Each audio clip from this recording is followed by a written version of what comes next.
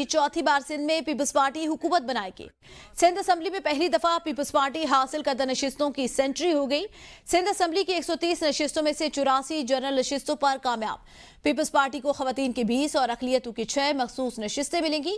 मजीद जानते bureau chief Karachi Abdul Hamid Somru से। अब्दुल हमीद बताएगा, चौथी बार पीपल्स पार्टी राज करने जा रही है सिंध पर। जी, पीपल्स पार्टी 2008 से उन्होंने जो सफर शुरू किया था 2008 के इंतखाबात से, वो सफर जो है वो कामयाबी से चौथी बार करने जा रही है।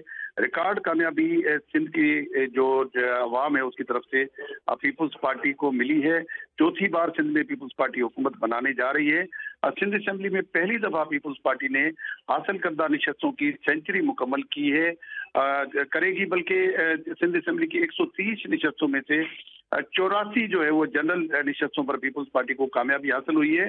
पीपल्स पार्टी को 20 खवातीन की मखसूस नशस्तें मिलेंगी और पीपल्स पार्टी को अकलियतों की 6 मखसूस नशस्तें भी मिलेंगी।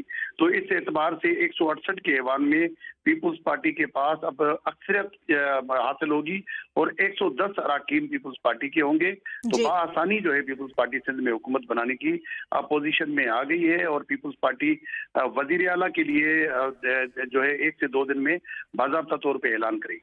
जी, पाकिस्तान पीपल्स पार्टी चौथी बार सिंध पर हुकूमत करने जा रही है। बहुत शुक्रिया अब्दुल हमीद।